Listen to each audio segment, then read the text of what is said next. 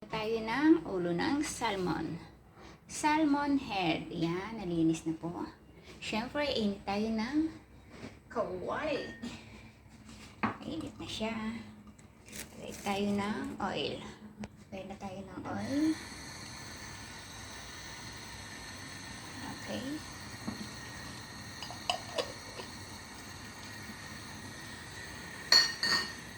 Pag tayo po ay nagsisigang ng ating ulo, i-fry po muna natin siya para masarap at nagmimilig.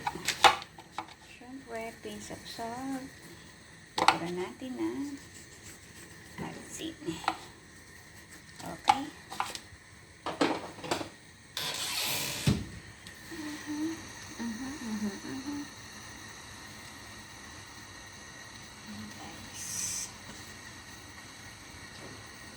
Pag mainit na, ilagay na natin ang ating fish. At syempre, maghanda tayo ng luya at ating kamatis. Okay, mainit na ang ating kawali. Pwede na natin ilagay ang ating fish.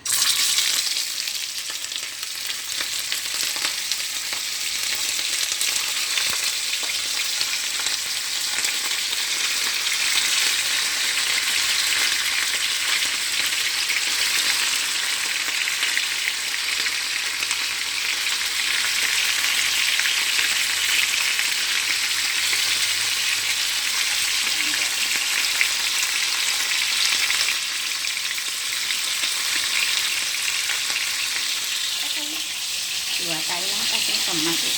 Okay, nahiwa na natin ang ating kamatis at ang ating luya. Lagyan na natin siya ng tubig. Okay na yan, ganyan karaming tubig kasi dadalawang naman tayo kaming kakain. Yan, pakuluan lang natin. Pakuluan, lagyan na natin ang ating kamatis. Parang marami pa rin yung tubig ko. Diba? Yan.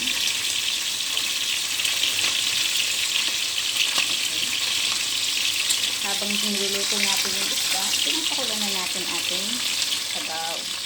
Okay. Balik-tara na natin. Flip na natin ang ating isda.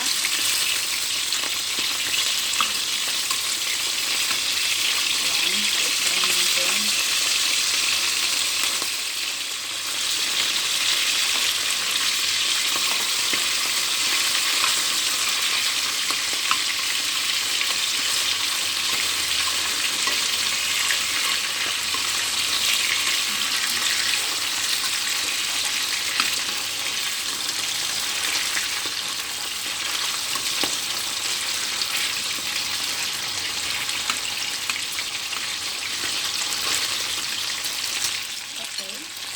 Walang mahina ating apol.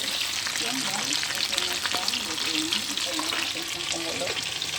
Kuluan saka natin siya ilalagay. Okay. Yan, kuluan na siya. Kaya lang gusto ko yung kamatis ay lutong bago natin ilagay ang isda. Kasi ang isda natin ay madali lang maluto. Yan. Naglagay din ako ng konting sibuyas. Okay, try natin. Naku, pwede na natin i-mash yung kamatis. Kasi masarap na i-mash na yung kamatis.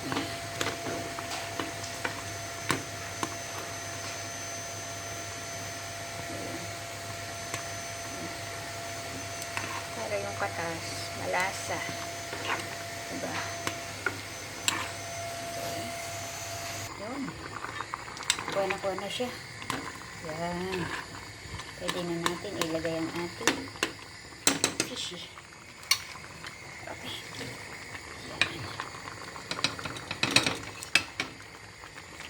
Yan. Okay.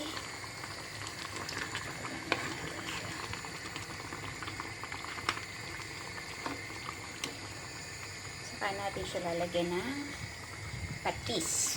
Okay. Yan guys. Ito yan. Nagkukulay-kulay gatas na siya. Ganyan. Maganda kasi pag piniprito nyo ang isda. Medyo matabang. Lagyan natin ang kunting patis. Masyado. At baka mamapalat. Okay, tama na yan. Patakang. Okay guys. Yan. Talong luto na.